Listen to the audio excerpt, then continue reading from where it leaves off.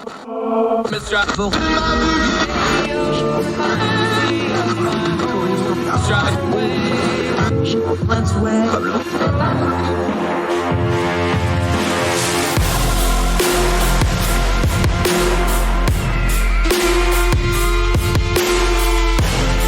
With your host, Andrew Donaldson. This is Heard Tell. Welcome back to Heard Tell. Thank you so much for giving us the most important thing you have, your time, as we do what we always do. Turn down the noise of the news cycle, get to the information we need to better discern the times we live in. And you got to get underneath all the caterwauling and hollering and all the nonsense in our news media and social media to do that. We're going to do that today on a couple different things.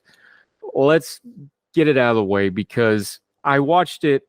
I felt bad for watching it. I'm disappointed in myself for watching it. I couldn't stop watching it. I was actually laying in bed trying to just go to sleep, but it was so cringy and bad. It's kind of like folks that don't like NASCAR, but they'll watch Talladega and Daytona, the super speedways, because they know there's going to be the massive big car wreck. And that's pretty much what the GOP debate was. This was a disaster piece. This was bad television. This was horrible politics.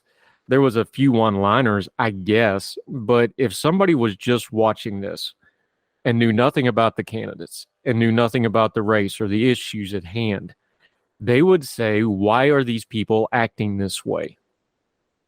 This was awful. They were all talking over each other. The moderators had zero control. Most of the questions were inane, bordering on irrelevant, and sometimes veering into the ridiculous and absurd. There was very, very little good to come out of this by anybody participating in it. I know all the candidates and the people who have their favorites are going to point to certain individual moments, but please just take the overall aesthetic of this. The feel of watching the GOP debate was a bunch of also-rans who are desperate to do better than they're doing because the clock's ticking, it's running out, and their only hope of dinging Donald Trump is getting further away because Donald Trump refuses to participate in these debates. Because that's exactly what this is. It's a bunch of very desperate candidates who can't get any traction in the polls, desperately flailing amongst themselves because they can't get in a room with Donald Trump, who's lapping the field a couple times over right now. Now, weird things can happen in this race. If Donald Trump loses this primary, it would be the biggest loss by somebody running away with it that we've ever seen in the modern political era. But it could happen. Eventually, all his indictments and all his mess and all his craziness, the weight of it all may just collapse. But the problem is, that's what it looks like. It looks like these are people just waiting around for Donald Trump to magically go away because they don't have any plan to actually attack him because they can't, other than on certain things, because they need his voters. And all Donald Trump needs, math wins in these things, folks. Donald Trump only needs 30 to 35% in these primaries, and he's going to win them. Let me say that again. He doesn't need 50, 60, 70%. He only needs 30 to 35. In some cases, if you go back to 2016, he won some primaries with 27, 28% in a crowded field. That's all he needs. And he has that. He has more than that.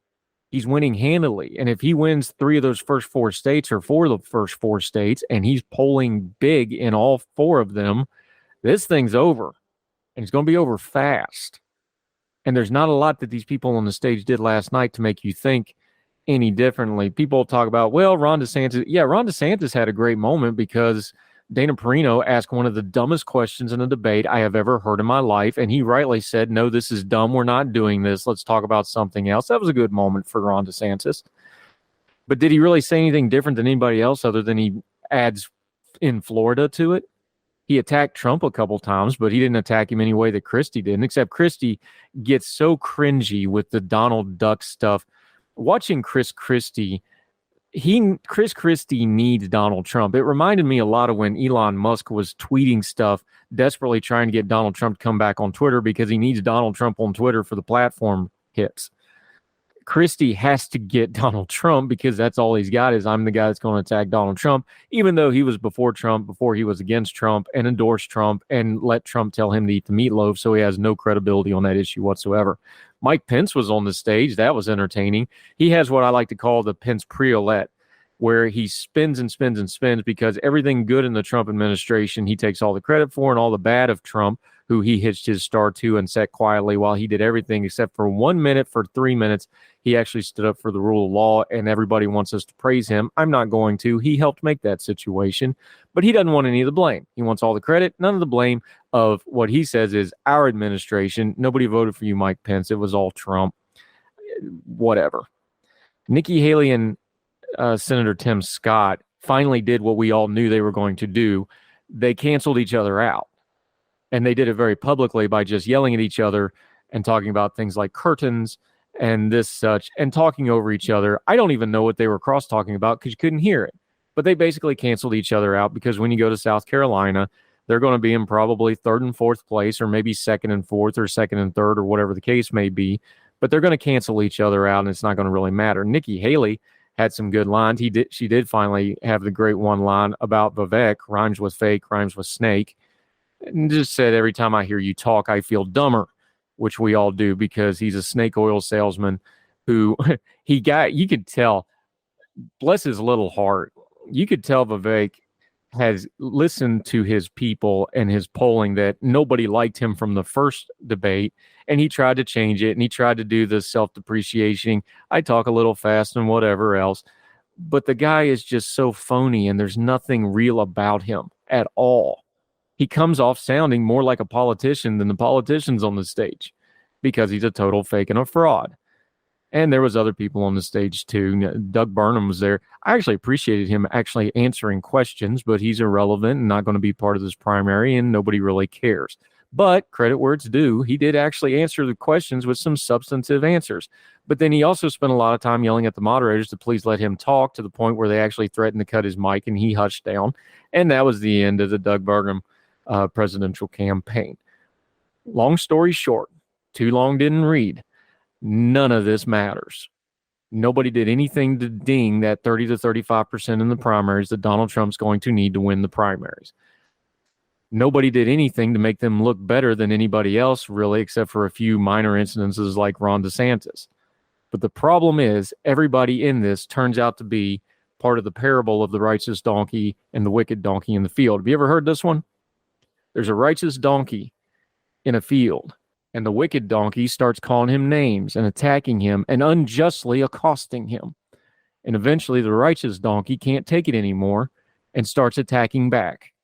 And they go back and forth, and they argue, and they fight, and they yell at each other. But to the farmer on the fence from a distance, all he sees is not a righteous donkey and a wicked donkey. He just sees two jackasses braying at each other and wonders what in the world all the commotion is about. That's what most voters not invested in these candidates in this GOP primary see if they happen to click on the TV of the absolute hot mess that was this debate. It was yelling, it was romper room, it was behavior a kindergarten teacher wouldn't tolerate.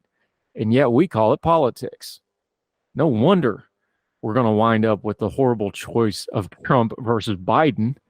We can't find anybody better who can't manage to navigate their way around this nonsense and act like an actual leader. What a sad testimony. More Heard Tell right after this.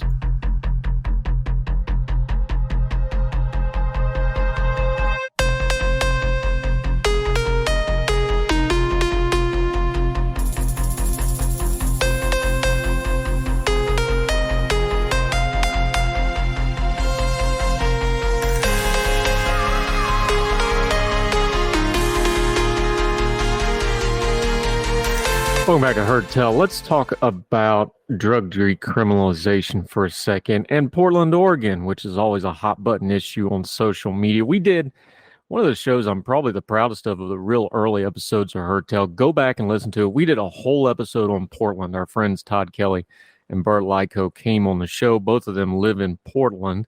And we did basically an hour on Portland because it didn't match the media coverage that was going on. They both lived there. They were very honest about a lot of the issues there. Go back and listen to it. It's like the 6th or 7th episode we ever did years ago. We need to do that again because Portland's kind of become this bloody shirt that folks wave around on social media and in news media as well, especially on the right.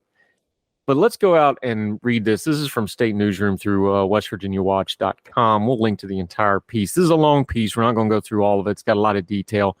Really well-written piece by Erica Bolstead for State Line. I'm going to give you the outline of it, though, because it gets into part of the problem of something we talk about a lot. Buzzwords aren't policy. Ideology is not policy. Having a good idea is not policy. Just passing a law does not make for good policy, because the law has to be written specifically, and then you still have to have leadership to implement it, and you have to have accountability, and you have to follow up. I'm going to read the first part of this article to set up the meat of it. I'm going to skip through part of the middle section of it a little bit, so make sure you read this whole thing. Portland, Oregon, State Line.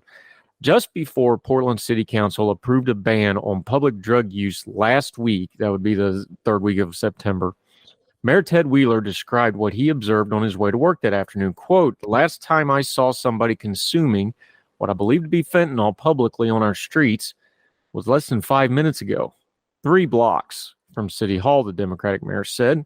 The Portland ban, approved unanimously but subject to legislative approval, was the latest repudiation of the state's recent groundbreaking approach to drug use. Oregon voters in 2020 passed Measure 110, a first-in-the-nation law decriminalizing the possession of small amounts of controlled substances such as heroin, methamphetamines, cocaine, and fentanyl. 3 years later, public drug use has wearied even the most tolerant of Oregonians. In recent months, Portland has reeled from a record number of opioid overdoses, bad press, and a drop in convention and hotel bookings linked to the perception that the city is disorderly and unsafe. Now, the Oregon law faces significant overhaul and repeal, a prospect likely to slow movements in other states to treat addiction as a public health matter, not a criminal one. Quote, "If we don't figure out how to get this right, efforts to try this approach in other states probably don't launch," said Oregon Rep. Rob Nazi. I apologize if I'm mispronouncing the name.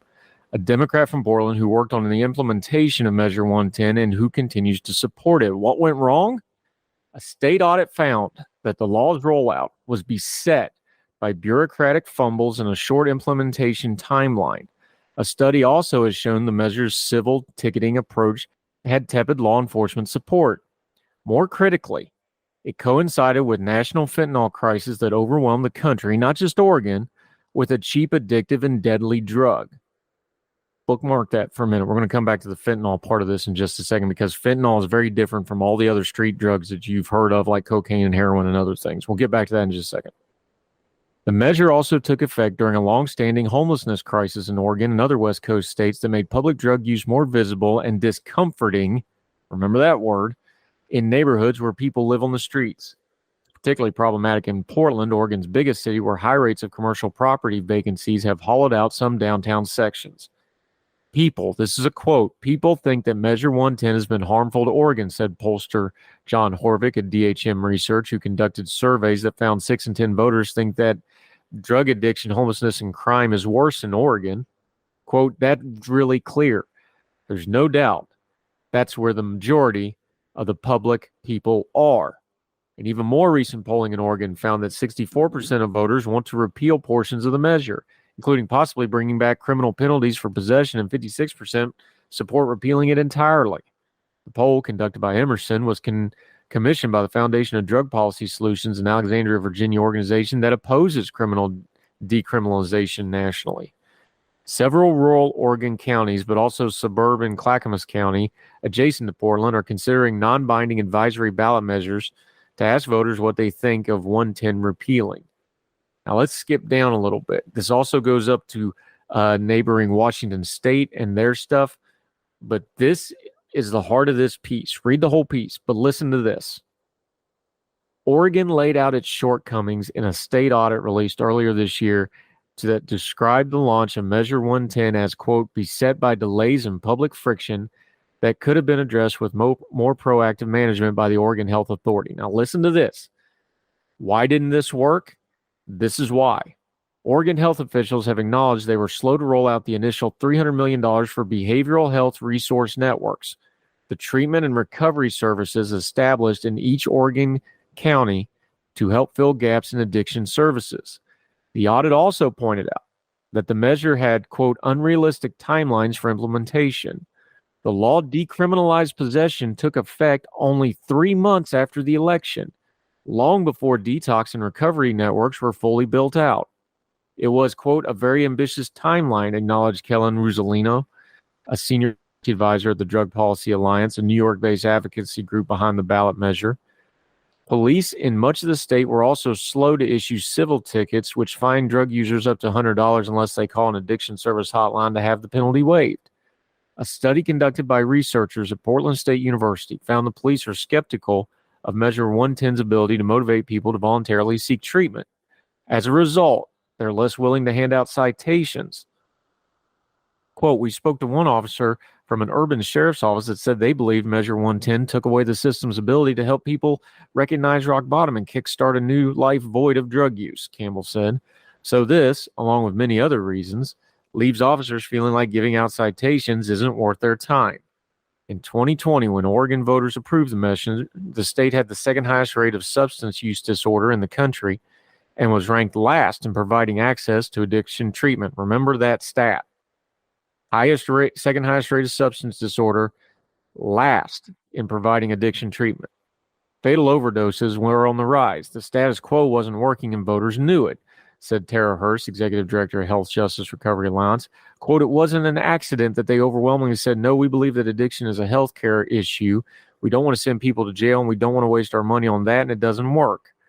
Hurst notes that since Measure 110 passed, thousands of people are getting help with substance use disorder. In Portland alone, 41 organizations received $59 million to ramp up treatment, recovery, and peer support programs. Other more rural parts of the state are seeing similar levels of resources. Quote, there's much more outreach, there's much more drop-in center, there's more housing. You stay in the bubble of everything's awful, you'll miss what good is happening. But so far, Oregon lawmakers have resisted calls to repeal the measure, although they did pass a bipartisan law this year making it a misdemeanor to possess 1 gram or more of fentanyl or 5 or more pills. Other states slammed by the fentanyl crisis toughened laws around the drug too, according to the National Conference on State Legislatures. At least 103 laws were enacted, including those that harden penalties for possession and distribution. This fall, some Oregon lawmakers will travel overseas to visit Portugal and see how they've managed to more than 2 decades of criminalization. This will give us a greater understanding of what trials and tribulations Portugal went through on their journey, said Democratic State Senator Floyd Przansky, a municipal prosecutor. Advocates continue to plead for more time, saying that such a massive societal shift in how America considers addiction requires more time to take hold. And no state is immune from the discussions on how to address an epic of opioid-related deaths. Accidental overdoses are now the #1 cause of death for young people in over 37 states. I'm not going to say this is a pretty rollout, said Hurst, but I don't know that I've ever really heard of any new transformational law going into effect without lots of bumps. That's 2 parts of this very long article. Read the whole thing. Why am I bringing this up? Decriminalization is a great concept and a good buzzword, but in practical application has a lot of problems and has to be rolled out a certain way with certain support to even have a chance of working. Not saying it's going to work, but just to have a chance to work. Law enforcement has to buy in. The criminal justice courts have to buy in. The support system has to be in place. What this article shows is the people who did this ballot initiative, this was voted on in Portland, had an idea that they wanted to try something different because mass incarceration of drug users does not solve the drug problem. We know this. The tough on crime stuff from the 90s, the crime bill, just say no to drugs. We have 25, 30 years of data on how that worked. It exploded the carceral state. It exploded the government bureaucracy that has to keep that going. It made everything worse, and it did very little to do anything about the drug problem.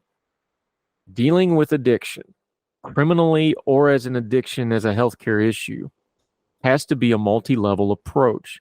And what we see over and over again in municipalities and states and the federal government and everybody else is people want to try to pick out one little part of it, work with just that, and say they're doing something about it. Like many problems, drug addiction and criminal drug use is not going to get solved with more money. It's not going to really get solved with more policing. Well, you can temporarily bump the numbers down and throw more people in jail, But now you've got more problems with dealing with jails, and we'll talk about some other time the reporting on how bad the jail system is right now. They go to jail, they don't get treatment, they come back worse addicts before, plus they're now more institutionalized and more criminalized because they were in prison, and you get this nice, big, fat, vicious cycle. One of the most important parts of this story was the rollout. They decriminalized before they had anything anywhere near the supporting structure for addiction and addiction recovery in place.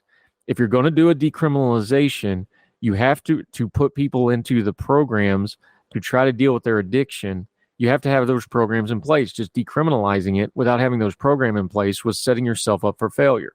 Having law enforcement that thinks it's a waste of their time to do so, and in this case probably was because they knew the support system was not in place, also hurts. Plus, let's just be real here. You now have a law enforcement system in America that is very big business.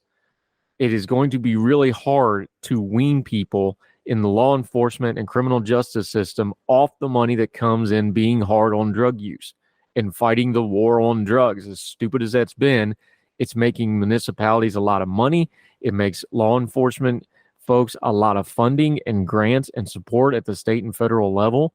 This is big business. You got to deal with the money part of this too. And as we're talking about money, treatment recovery is enormously expensive. It requires a lot of hard infrastructure. It requires a lot of expensive people to run it because you have to have medical professionals. You have to have an overseeing doctor. You're going to have lots and lots of addiction specialists who know what they're doing. And you're going to have to put these people in residence for long periods of time, sometimes months, to get them in and through recovery. Then you got to have the peer networks and the setups after that to keep them in recovery as they continue to work on their journey. That is a massive outlay. At some point, if you're serious about dealing with the drug problem and the crime problem, you got to deal with the addiction problem. And the addiction problem is going to be a massive upfront expense for municipalities, states, and the federal government and the taxpayers.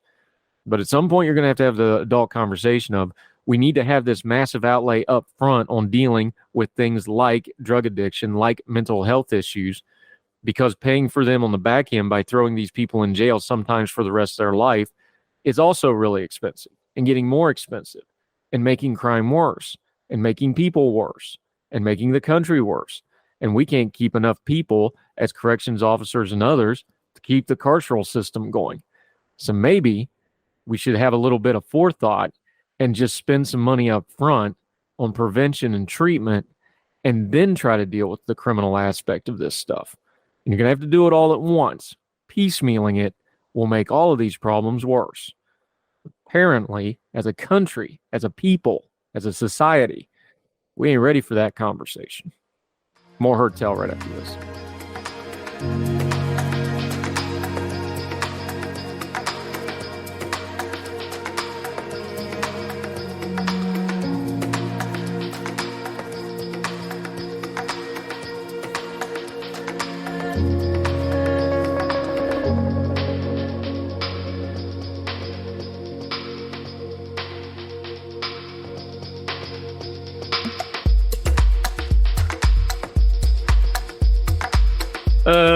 Welcome back to Herd Tell. We've been talking to Krista Kafer, our Western correspondent out there in the Denver area. She does radio. She does a column for the Denver Post. She sues people that are presidential candidates. We'll talk about that some other time. You're a busy bee, and we appreciate you taking time out for us.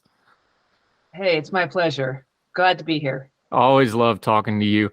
I don't know if Dickens ever thought of this, but what we have here on both one side of the Front Range and on the other side here is a tale of two Congress critters between Ken Buck and Lauren Boebert.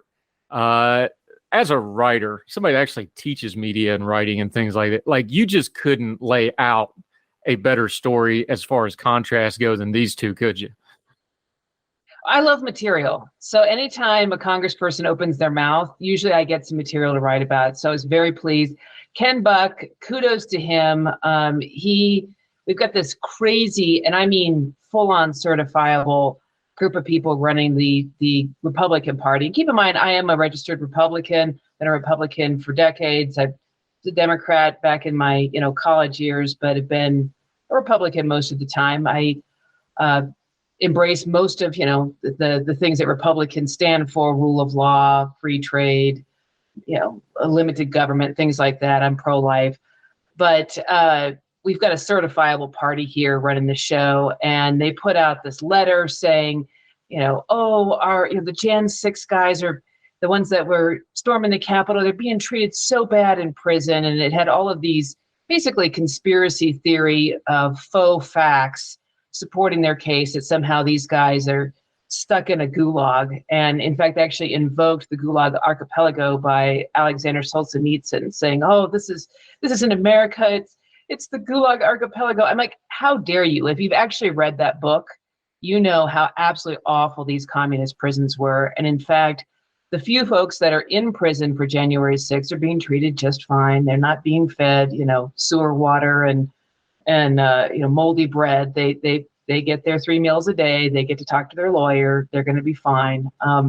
So he puts out a letter. So this letter comes out from the party, crazy, full of misinformation. And Ken Buck, to his credit, wrote a 3-page letter saying, no, these are not the facts. And he got it out there. Those of us who appreciate him, the fact that he's a solid, conservative Republican, his willingness to combat misinformation and take these guys on. Now, it's not really appreciated by those folks, but I certainly appreciate it. So that's one side of the story, the yin to Boebert's yang, if you will.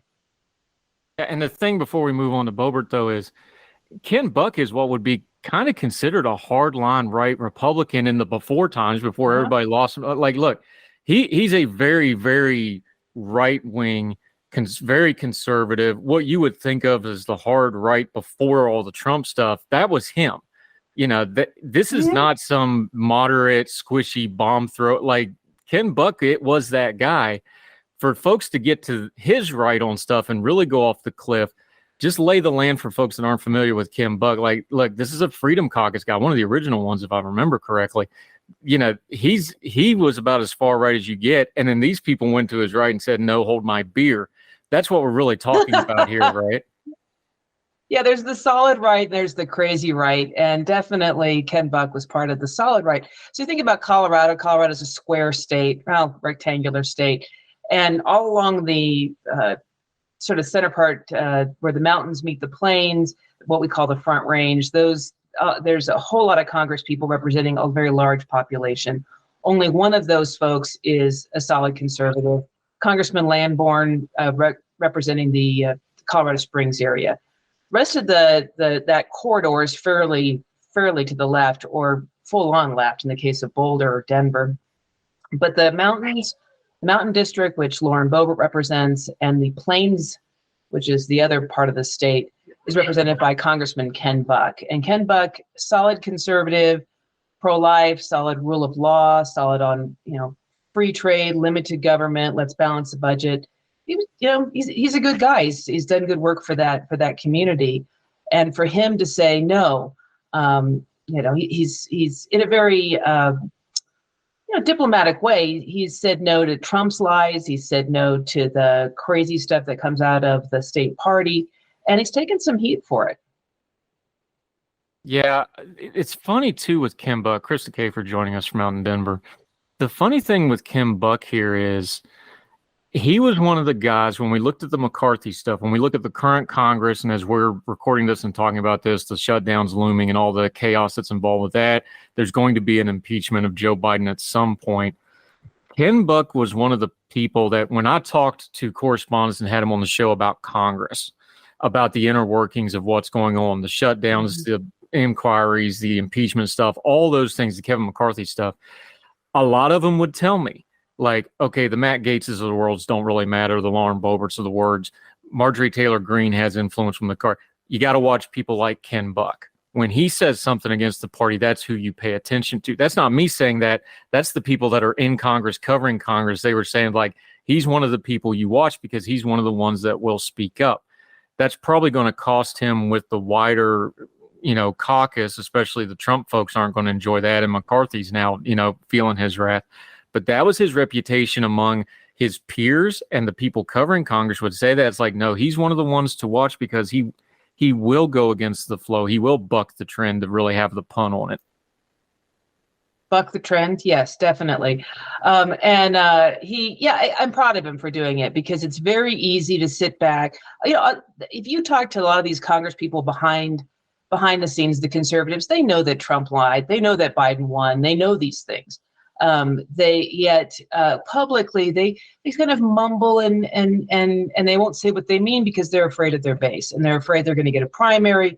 They're afraid they're going to lose support. They're afraid they're going to come back to 2,000 emails saying, how dare you not embrace the big lie conspiracy theory. And so, to his credit, being a solid conservative representing a solidly conservative district, has said, no, we can be conservative. We can be for the values of the Republican Party. We can still stand up for those. We can still stand up to President Biden and the Democrats and the whole woke machine. And we can do that without embracing misinformation, disinformation, January 6th, Trump and his attempt to steal the election. We can stand up against that and still be solid, good Republicans. So I really appreciate him. Yeah, and the thing about it is, you just touched on it. Ken Buck agrees with, the Trump wing of the party, Kevin McCarthy, pick whoever you want on the Republic. Like 95% of stuff they all agree on, policy-wise, ideology-wise. It's just the cuckoo for Cocoa Puff stuff. It's the election integrity. It's the bad behavior. It's the blatant stuff that the MAGA caucus and the Trump folks and the Matt Gaetzes of the worlds and those folks, where they just want to rub stuff in people's faces. That's where he started drawing line. And this isn't a new thing. He did this back in 2021 over the January 6th stuff. He did it over the election integrity stuff. You can disagree with him on his politics, but he's one of the few that kind of drew a line. It's like, okay, I'm not going to crazy land with you, even if I agree with you on stuff.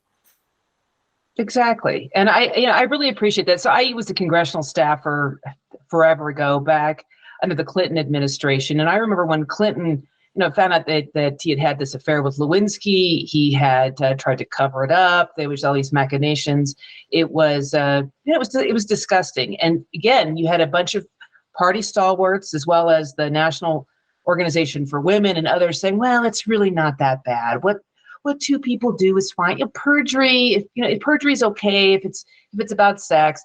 And there were just a handful of Democrats who were like, no, this is disgusting. It's beneath the office. We don't need this. We don't need somebody doing these things, lying about them, covering them up. And I appreciated those Democrats back in the day, and I appreciate the Republicans today that are saying the same thing. You can be a good representative of your party, Democrat or Republican, and still call out bad behavior on your team's side. In fact, I think it's necessary when teams get to a point where they're embracing cheating by their own members, whether it's cheating in a marriage or cheating in an election. When you're embracing that stuff, you're ultimately hurting the party when you allow that kind of bad behavior to continue.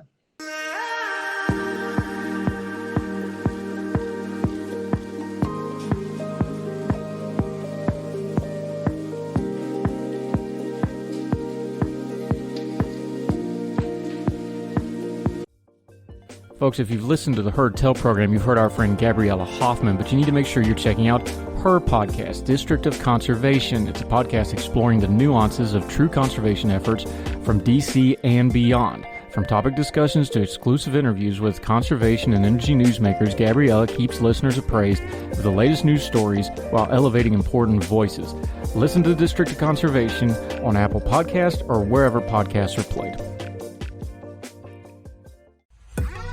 Folks, you've heard of Ethan Brown on the Heard Tell show a couple of different times, but if you're interested in learning about how to discuss things like climate change without all the politics and doom and gloom, head over to his podcast, The Sweaty Penguin. Sweaty Penguin is a late-night comedy-style climate podcast working to add nuance, critical thinking, humor, and hope to the climate conversation. They got over 100 episodes already, breaking down weekly news stories and specific topics, from the vanilla to the ADHD to the international accountability to orangutans. Yes, I know, it's a comedy thing, so just go with it. But each time, exploring different ways we can make progress on these issues while still helping the economy, health, security, and everything else we care about. If you feel overwhelmed, exhausted, or excluded by today's climate change discourse, this is the podcast for you. Find The Sweaty Penguin wherever you get your podcasts or at www.thesweatypenguin.com.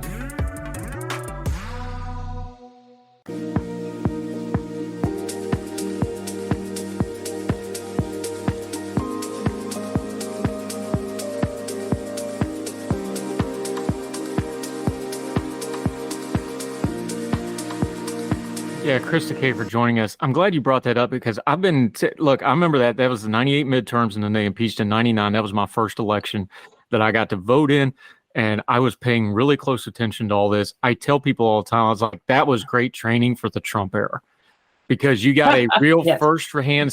you got a front row seat. You got to remember, we had to go through 3 Republican speakers of the House to get that done because they kept having scandals. You had hypocrisy all the way around. You had people covering for Clinton. People forget you had staffers for Clinton going on TV, trashing the previous accusers. You had the dollar through the trailer park comment. That was on the national news, folks. You can go YouTube it. Carville and these guys coming out and saying just despicable things that wouldn't fly now. That era was when I first, started voting and paying attention to politics. It was great training for now because I can draw you a line through a lot of this stuff all the way back to that impeachment, Clinton, and the infamous comment. It was on ABC News, folks. You can go look it up but Clinton lies so well, you can't help but admire him.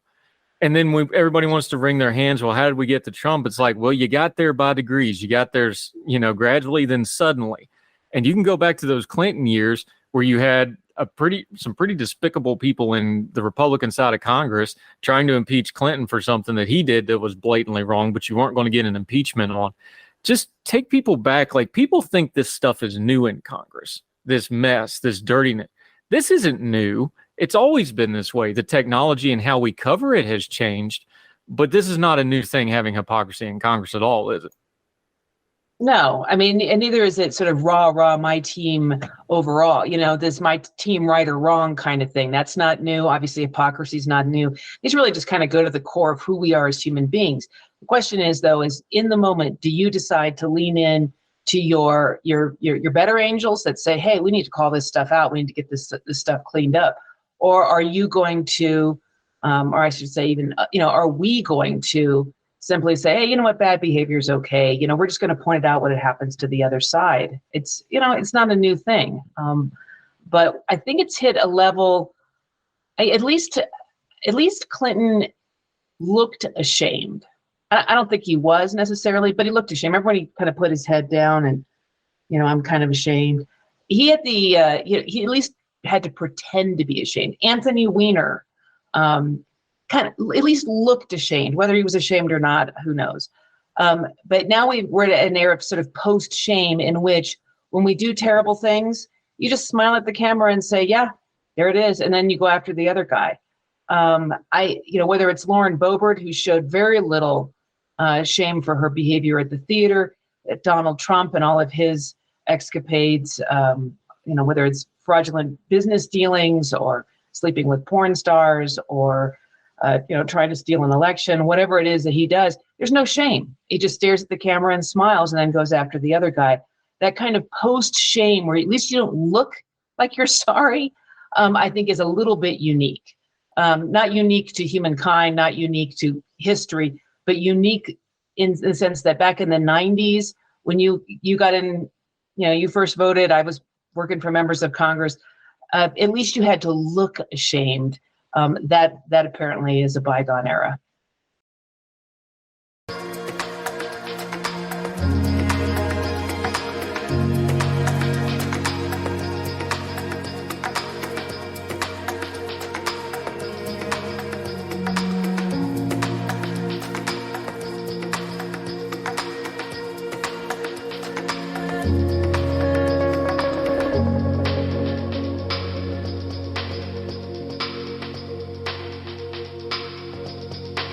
Yeah, I also remember Clinton carrying the ridiculously oversized Bible to church for weeks on end after that, but that's another story for another day. You just did it. I mean, we could do a list here. George Santos, Bob Menendez in the Senate, who should have been kicked out 5-6 years ago, and here we are again with a new indictment. To be fair to Bob, he didn't know it was gold bars. He thought it was the usual cash payment and prostitutes he's used to when he gets paid off.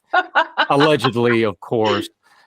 This is a bipartisan problem, but that brings us to your friend and ours, Lauren Boebert.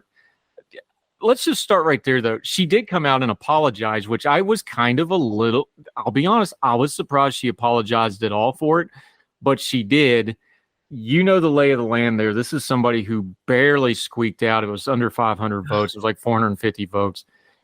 why did she apologize? Because she's one of those, you never apologize for anything. You just rub people's face in it.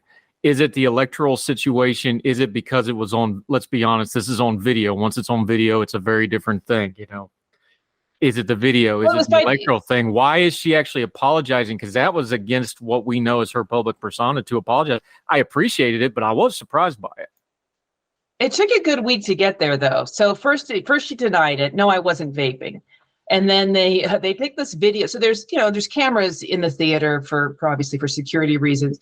So some different people took the kind of broad camera angle, focused it down. Found out not only was she vaping, she was also groping her boyfriend and being groped by him. A boyfriend, lover, I don't know who he is, but we know who he is. He's a bar owner from Aspen.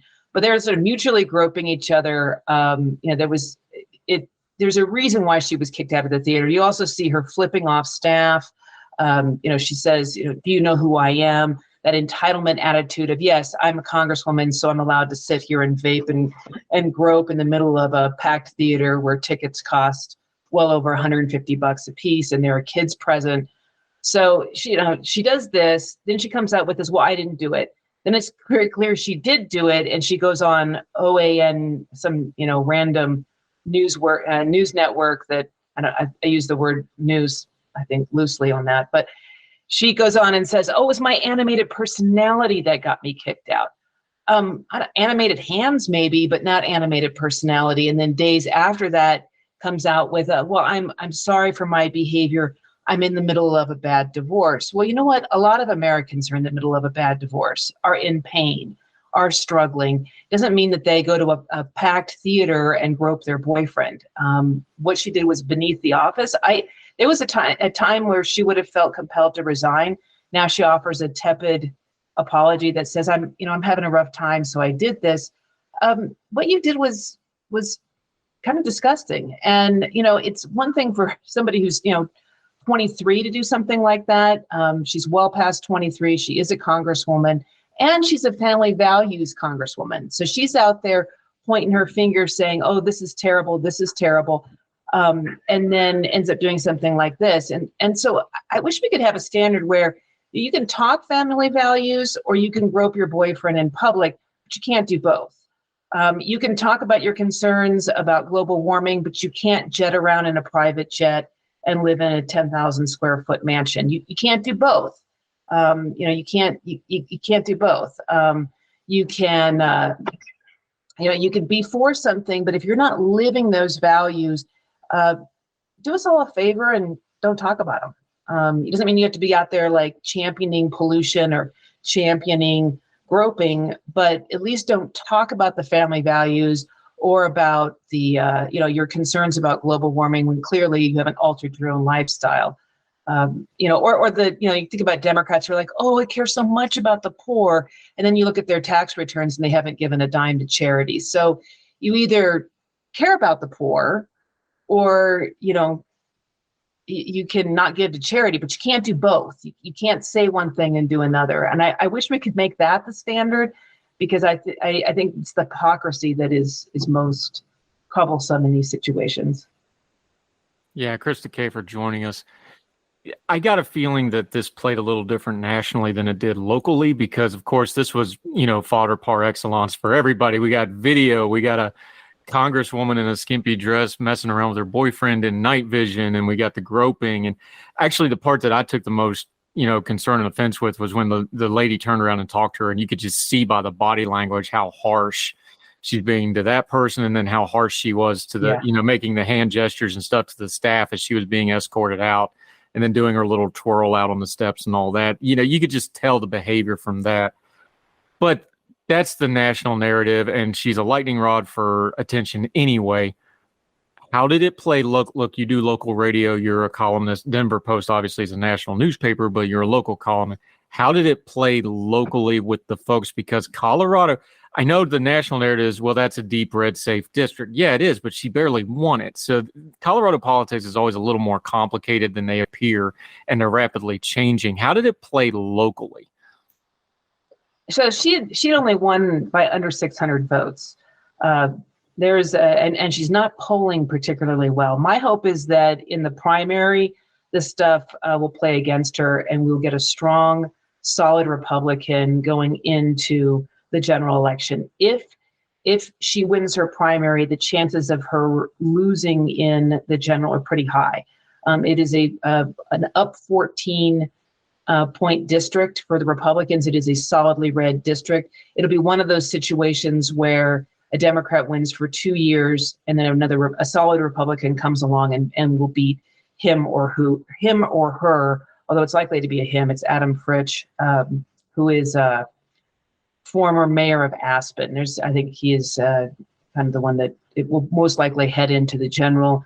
He's got a lot of money in the bank. He's polling very well against her. And I do think this plays well for him. Not that Republicans will choose to vote for him necessarily, but they will simply choose not to vote top of the ticket if she is on that top ticket. Now, she still has her supporters. I've read of people saying, hey, I agree with her on the issues. I don't care what she does outside of voting. And that there is that sort of my team, right or wrong, on both sides of the aisle. People who will vote for, whether it's Biden or Trump or Boebert or Menendez or Mendez rather. They'll vote for their party no matter what. But there are also other people who will simply not bother.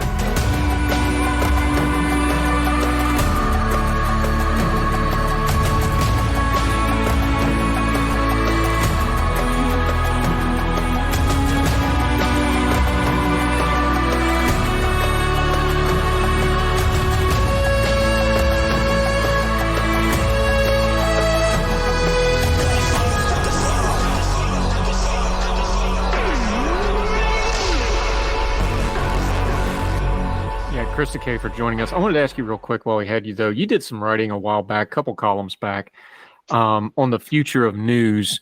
You have a little bit of a unique perspective because, like you said, you've been a congressional staffer. You've also done radio. You've been a columnist for a long time. You also teach, media and communication and things like that.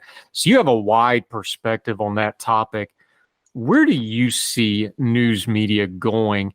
I see it fragmenting a little bit more, and then I see a conglomeration going back together. People's always like, what do you mean by that? It's like, well, it's like kind of like cutting the cable cord. Everybody cut the cable, and now all the streaming services are starting to bundle back together. You just kind of lather, rinse, repeat. I think we're in one of those things right now where it's kind of fragmented, and then it'll come back together and then fragment again. I think that's kind of where we're at, where, radio. One example, this show comes out as podcast, but I've got a background in radio. Radio and podcasting were very different paths for a long time. Now they're coming together because the radio stations finally figured out what we've been telling them for 5 years now. TK Turbo, my producer, God bless you. We've been telling radio stations like, no, podcasting's your friend. You need to join with them. They're going to save your butt. And you're seeing that. You see things like that going on. Where do you see news media going in the next few years, especially after a presidential cycle where it'll spike up and then you'll have that inevitable drop off in things like ratings? Give us your perspective on it. It's always been evolving. And so this piece that I wrote for my paid subscribers on my Substack. So if you go to Substack, type in Krista Kafer, you can have a free subscription and get my columns. I publish those about 4 days after they publish in the Denver Post. If you do a paid subscription, you actually get some of the essays. And it was a larger essay on the sort of past and future of news. I just finished a book called The Noise of Typewriters, excellent, by Lance Morrow. He often writes for the Wall Street Journal. He was with Time Magazine forever. And so looking at news, and then I kind of, he's talking about sort of the golden era of magazine news. I take it back to kind of the beginning of news, sort of, after the printing press is invented. And, news has always existed, news and gossip, what's going on with the regime, what's going on in my local community, when that goes to print, how that evolved, how there was a time when you could read newspapers, maybe it was trustworthy, maybe it wasn't. Then those become very professionalized after the turn of the 20th century.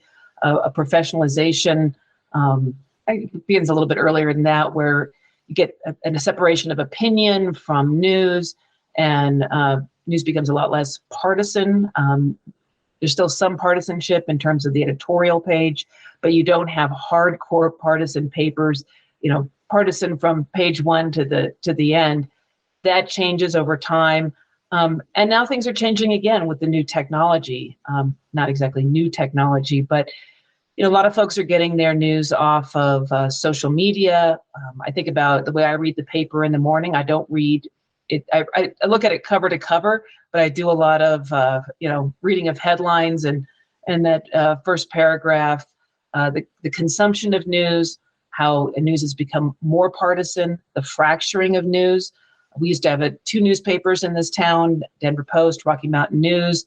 Then we ended up with one paper. Now we have like one real newspaper, the Denver Post, but then several great news sites, Denver Gazette, Colorado Sun, coloradopolitics.com. I mean, it's become very rich again, splintered.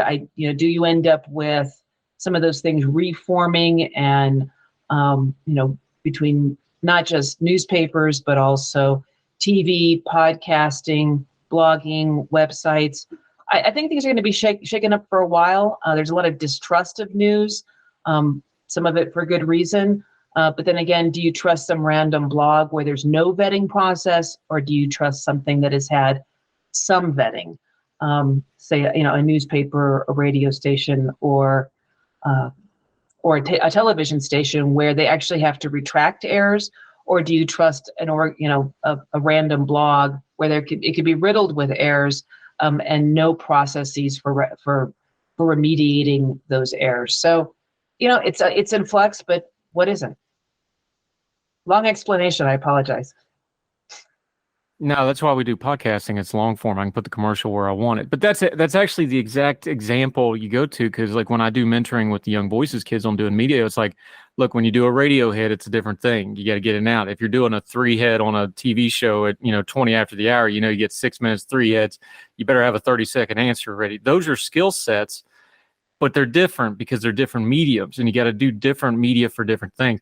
I think we're going to get into a space where people are finding that, yes, they like, short form media, or I like the radio format, or I like a podcast where guys just talk for 2 or 3 hours on certain subjects, which I want on certain subjects, but I don't want my news media going for 3 hours. I need that, 30, 45 second hit. Oh, this is what's going on. This is why to follow it.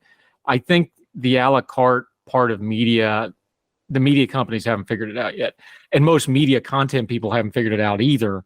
And at some point, those things are going to start melting down where it's just going to be more and more specialized. I think that's probably kind of where it's going. Krista Kafer joining us. Let folks know real quick until we get you back.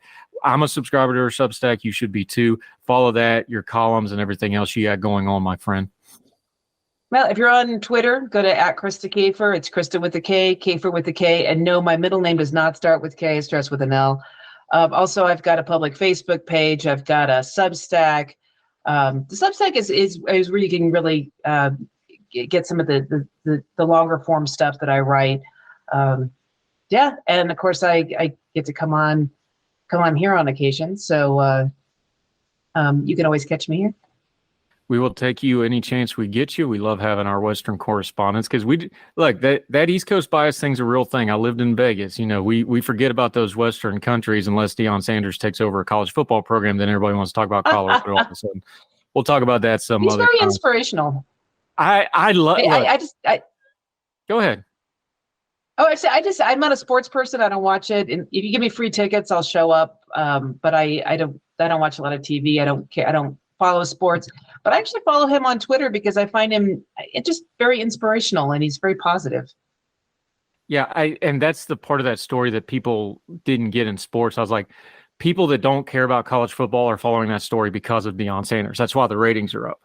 And they just didn't understand, look, they're not the top program. Oregon beat them badly. USC is probably going to beat them pretty badly because those teams have been recruiting at a deep level for 40 years, and he has been for 4 months. Like, it's a mismatch. But what they're going to do while he's there, if you listen to how he recruits, the way he put his staff together, coaches that were turning down head coaching jobs just so they could go to Boulder and be with him, it's going to work, and it's good for the sport, and it's a great story, and everybody needs to just calm down and enjoy the good story and quit throwing their priors at it. But that's just my opinion. Look, we get them in the Big 12 and they got to play WVU. We'll change our tune on that. But other than that, I'm all for it. Krista Kafer, have you any chance we can get you? Love having you. You keep them straight out there out west, and we'll talk soon. Sounds good to me. Thank you, man.